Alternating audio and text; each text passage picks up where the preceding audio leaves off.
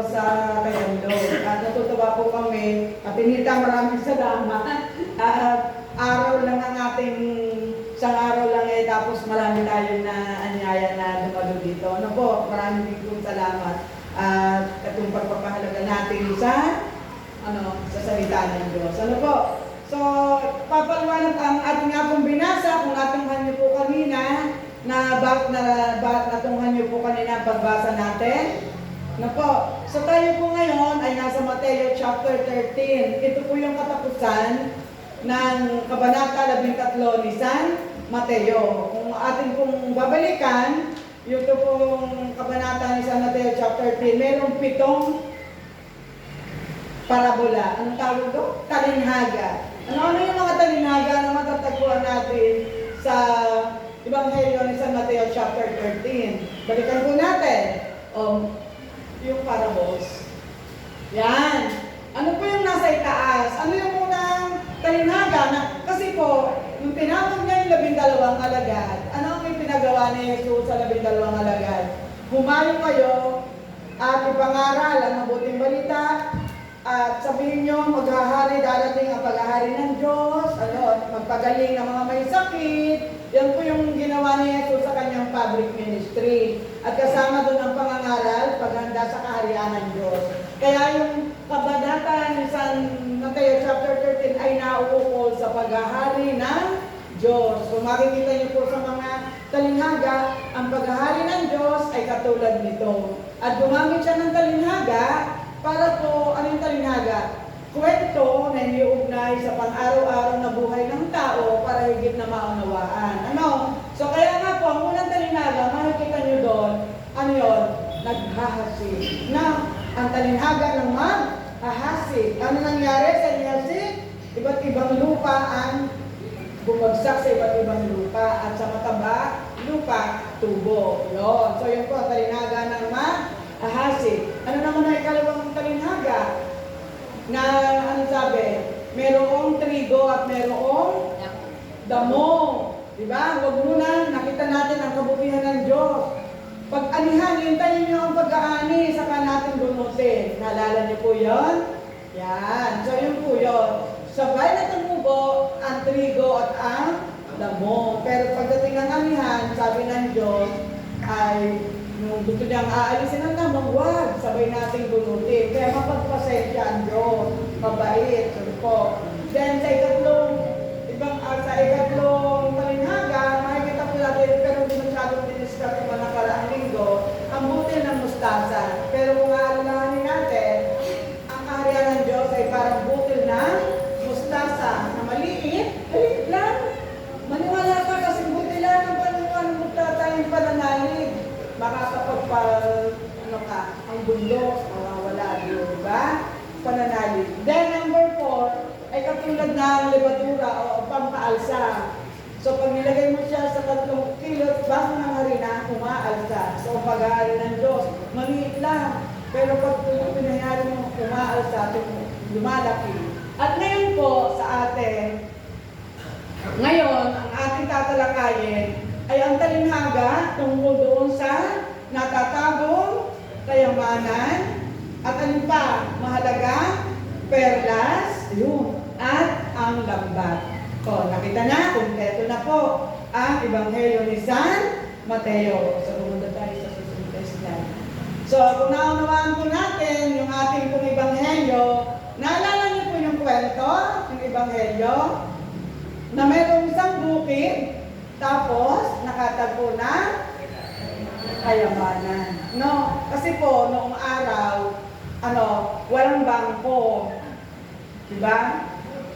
Kaya nga, kayamanan ni Wakawichi, una-una, kada kayamanan, baka daw mahukay. So, ganun din po nung panahon ni Jesus, walang bangko. Kaya yung kayamanan, itilalagay sa ilalim ng lupa. At kung maalaala mo, kung saan mo na iwas ka sa digmaan, naiwan mo na yung kayamanan doon sa ilalim ng lupa. Ngayon, gano'n din yan ang tulad ni Jesus ang paghahanap natin sa kaharian ng Diyos. Natatagpuan natin ng hindi oras. At ano ang kapalit pag natagpuan?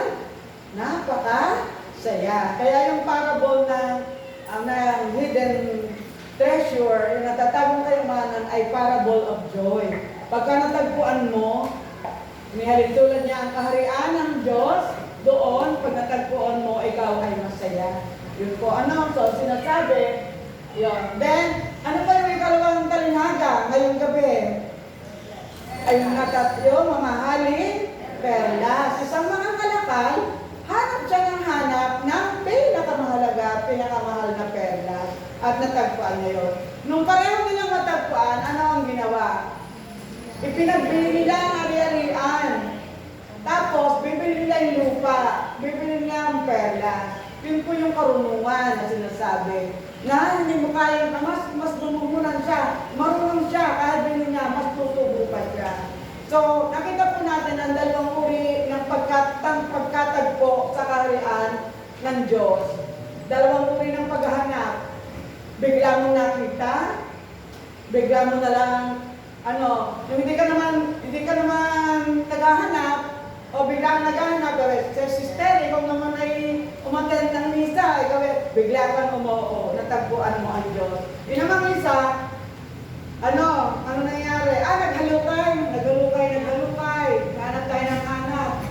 Hanap ng hanap, alin ang totoo? Sino ang nagsasabi ng totoo? Hanggang ngayon, may naghahanap pa rin. So matagpuan natin si Jesus. So dalawang uri na pagkatagpo ng kayamanan o kay Jesus. Kaya nga po, matagpuan, pinagbili ang lahat, kaya sinasabi natin, ang pagbibigay prioridad sa kaharian ng Diyos kaysa sa lahat ng ari-arian sa lupa. Dahil kaya mong ipagpalit ang lahat, i-give up mo, sakripisyo mo ang lahat, pag natagpuan mo ang kaharian ng Diyos, ay prioridad mo yun, kayamanan mo na yun. Kaya nga po, ano susunod? Sa tatlo kasi ang talinghaga natin ngayon. Ano po yung tatlong talinghaga? Lambat. Di ba? Sa ginagamit ang lambat, sa panghuhuli ng isda. Pero dito, sa talinghaga natin, hindi siya yung ginagamit na ordinaryo ng mangingisda. Kasi yung lambat dito, napakalaki. Kasi laki ng isang barko at inihagi sa dagat. Hindi lamang sa pagpang, hindi lamang dun sa tabi-tabing ilog. May iba namimingwit, pero yung tabi-tabing lambat. Yung araw ako, nakagaroon sa ilog. Ang tawag doon, namimingwit. Miminto. Yan nga, para lang makahuli. Pero ang ginamit ng Diyos dito, napakalaking lambat. Sakop sa karagatan. Yun. So, sinasabi nitong lambat, inihagis, ay ang pangangaral ng salita ng Diyos sa lahat. Sakop lahat. Ngayon, ang dagat, ang mundo. Ang dagat, ang mundo, na iba't iba, magulok, palalim ng palalim, hindi lahat pare-pareho ang kilot ng dagat. Minsan ay tahimik, minsan ay magulo. So, ganun daw ang mundo. Minsan tahimik, minsan magulo. Pero, ang lambat, sumisisi, pumapailalim. Ang salita ng Diyos, lumulutong sa buong sa lahat. Ipinangangaral sa lahat. So, ibig sabihin, ang kaharian ng Diyos ay ang kaharian ng Diyos, ang pag-ibig ng Diyos ay para sa lahat. Ngayon, kung tayo yung isda na hinuhuli, anong gagawin natin na tayong isda na hinuhuli? Sa paglalarawang ito ay nagsisilbing paalala na ang kaharian ng langit ay hindi naalis sa mundo, kundi aktibong nakikibahagi rito, hinahanap at tinitipon ang mga magiging bahagi nito. So, ibig sabihin, pinangaral ang mabuting balita, inihagis ang lambat, ipinangaral ang mabuting balita, naririto sa atin ang kaharian ng Diyos. Patuloy na nasa sa atin, nakikibahagi ang Diyos sa atin. So, bilang isda, sasama ka dun sa lambat? Sasakot ka doon? Diba? Diba? Ngayon, pag binuli yun, habang daw tayo nabubuhay, kasi kasama natin ang Diyos, naghahari ang Diyos ngayon. Ngayon pa lamang ay ginagawa na natin ang mga bagay na naangkop na ayon sa kalooban ng Diyos.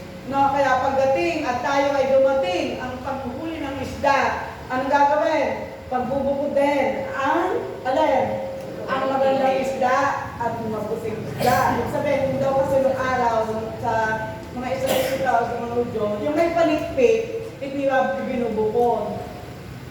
Hindi paligpit. So, pinupinpin na lang. So, ganun din. Tanggapin natin na darating ang paghukom. Pag magkakaroon ng paghiwalay sa mga isla. No? So, yun po. Kaya nananawagan sa lahat ng tao na hanapin ng biyaya at kaligasan na niaalok ng Diyos at mamuhay ng may pag-asam sa darating na kaharian. Asamin natin, ngayon pa lang, namumuhay na tayo. Namumuhay tayo, asamin natin na pag dumating at hinila na yung lambat, natagpuan natin ang kaharian ng Diyos. Ano po? So yun po. Ay, hindi naman po, ay ito, na ano ko lang, doon sa bukid, yung sa unang kalinhaga natin, mayaman daw ang ating bukid. Ibig sabihin, ang ating simbahan ay mayaman. Mayaman. Ano ang kayamanan ng simbahan na hindi natatagpuan ng iba? Meron tayong sakramento, meron tayong salita ng Diyos, meron tayong komunyon, mga sakramento, higit sa lahat, si Jesucristo na matagpuan bilang isang kayamanan. Ano po? Ngayon, ano ang kaugnayan natin? Kaya ganun po ang nangyari kay Solomon sa unang pagbasa. No? Sa unang pagbasa, sa Aklat ng Mga Hari, kay Haring Solomon, so alam na po natin yung Ebanghelyo, no? So, sa Aklat ng Mga Hari, chapter 1, unang Aklat ng Mga Hari, chapter 3, 5, 7 to 12, si Solomon, nakita niya sa panaginip ang Panginoon, anong ginawa? Humiling siya kasi pamumunuan niya. Hindi niya kayang pamunuan ng bayang Israel. Ano ang kanyang hiniling? Sa halip na kayamanan, ano ang kanyang hiniling? Bigyan siya ng karunungan. Na alam niya ang tama at mali kung paano niya pamumunuan ang bansang Israel. So yun po. So ang kayamanan, ang kaharian ng Diyos para kay Solomon, tulad ng mga na pinagbili ang lahat dahil yun ang kanilang karunungan. Si Solomon ganoon din. So sa atin, isang marapakalaking kayamanan, matagpuan natin ang Panginoon, yung karunungan. So sa karunungan, kinikilala niya ang kalooban ng Diyos at siya ang pinakamataas na kabutihan. No? Kaya nga po, yun yung sa unang pagbasa. Ngayon sa Salmo, sige nga po, basahin natin ang Salmo, ang tugon. Iniibig ko ng lubos, tanang utos mo po ang Diyos. Ulit po. Iniibig ko ng lubos, tanang utos mo po ang Diyos. Yan. Alin ang iniibig?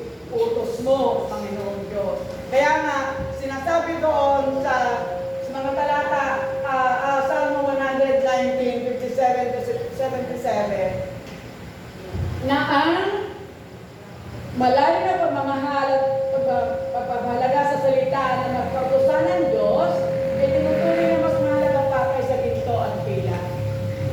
No, ang salita ng Diyos at ang kautusan ay higit na mahalaga pa kaysa ginto at pila. So, kung meron tayong kayamanan, ano ba, marami tayong natatawag kayamanan, marami tayong pera, ang kayamanan natin, pera, pero higit pa doon, ang makilala at magmahal sa Diyos. So yun po, higit pa sa ginto at pila.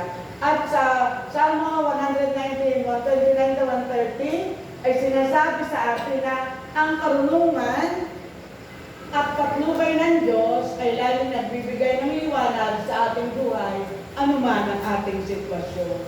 Yun po. Yung kautusan ng Diyos, yung karunungan at ano daw, at patnubay ng Diyos ay laging nagbibigay ng liwanag sa atin. No? So yun po. Sa anumang sitwasyon natin sa buhay. So mahalaga, kasi ng karunungan na hiniling ng Diyos, ni Solomon, di ba si Jesus kami Panginoon nyo ng karunungan? Yun. So ganun din po ang sinasabi sa awit, no? Pag natagpuan ng karunungan na tayo ay nagbibigay ng liwanag sa atin. Ngayon naman po, sa ikalawang pagbasa, mula sa sulat ni San Pablo sa mga taga-Roma, chapter 8, 28 to 30, doon po nakakote, ang lahat ng bagay ay gumagawa para sa ikabubuti ng mga nagmamahal sa Kanya. Ang lahat ng bagay. So kung tayo, lahat ng bagay, o tayo, lahat tayo nagmamahal, ay gumagawa para sa ikabubuti ng mga nagmamahal. Ang lahat ng bagay gumagawa para sa ikabubuti ng mga nagmamahal sa Diyos. So, tayo nagmamahal sa Diyos. No, gumagawa tayo ng lahat. So, lahat ng nagmamahal sa Diyos. Kaya ang sinasabi doon, dahil, bakit? Dahil ang Diyos ang sukdulang kayamanan at tayo ay tinawag upang maging katulad ni Kristo. So yun po yung sinasabi sa sulat ni San Pablo sa mga taga-Roma, na sinasabi na ang Diyos ang sukdulang kayamanan at tayo ay tinawag upang maging katulad ni Kristo. Ang ating sukdulang kabutihan ay kinagarantiyahan kapag hinagad natin ang kanyang kaharian. So yun po. So yun po yung kabutihan. Ginagarantihan niya. Pinagpapala tayo. Binibigyan niya tayo ng mga blessings. Ginagarantihan niya. So yun po yung sinasabi. Yun po yung ugnayan ng Ebanghelyo, unang pagbasa, Salmo, ikalawang pagbasa. No, pero may pahabol si San Mateo. Anong pahabol ni San Mateo? Sa chapter 40, sa chapter 51 and 52. Anong pahabol? Kasi nga po, nagtapos na tayo. Di ba? Sa umpisa, sinabi ko sa inyo na ang Mateo chapter 13 ay lahat ay mga talinhaga at tungkol sa paghahari ng Diyos. Kaya sa bandang huli, kausap na niya ang kanyang mga alagad. Naunawaan niyo ba lahat ng ito? Ano ang sagot nila? Opo, nauunawaan namin. Kaya tayo, ano ang sinasabi sa atin? Ano ang sinasabi? Inaanyahan tayo na gamitin ang ating mga natutunan noon at ngayon upang gabayan ang ating kapwa sa tamang landas. So meron tayong pananagutan, stewardship, at meron tayong responsibilidad. Kung tayo may natutunan noon, may tungkulin tayong ituro sa iba. Dahil ang mga eskriba na sinasabi dyan, ginawa silang puno ng sambayanan. Yun po yung sinasabi. At ang sinasabi, kung tayo po ay may pananagutan at tungkulin, ang taong mayroong Diyos ay walang anumang kailangan sapagkat ang Diyos ang pinagmumula ng bawat pagpapala. Kaya po nakakatuwa si San Bernardino. Ano po yung nakikita nyo kay San Bernardino? Ano yung hawak niya? Nanapinano. Meron siyang IHS. Alam niyo ba yung sabihin na, nalimutan na, sinermon niya ng fiesta. Jesus Christ, the Savior of the world. Sa Latin, Egino. Hindi ko paano. Meron na namin sabihin. Sa Latin. Alam niyo po kung sino nagpa-popular o nagpalaganap ng paggamit ng Holy Name of Jesus? Si San Bernardino. Doon siya nakilala. At doon ibinase ni San Alfonso Ignatius ang kanyang pundasyon ng mga pari. Holy Name of Jesus, dahil kay San Bernardino. Kahit saan siya nagpalaganap ng salita ng Diyos. Sa Italy, di ba? So yun po, kaya yung sabi ng IHS, Jesus, the Savior of the world, ay sa Latin, ano sa Latin? Et hymno, Jesus hominum salvator. Meron pang isa. So yun po, baka mapalayo tayo eh. Gusto ko lang isang bigyan ng halimbawa, nang matagpuan ni San Bernardino si Jesus bilang tagapagligtas, hindi niya sinarili. Yun po ay kanyang ipinalaganap sa Italy. No, kahit sa lalim ng sa katakom. Kaya nga po, bawal noon kaya nagbigay siya ng IHS, nakikita na yun ay mga Kristiyano. So yun po. So, ganun din po tayo. Pag natagpuan natin ang kayamanan, matutuwa tayo. May sakripisyo tayo, ay yung perlas na mahalaga, kaya natin isakripisyo para lamang doon sa natagpuan natin si Jesus yung tunay na kayamanan. At pag natagpuan natin, ipalaganap natin sa iba. Okay po? Maraming pong salamat.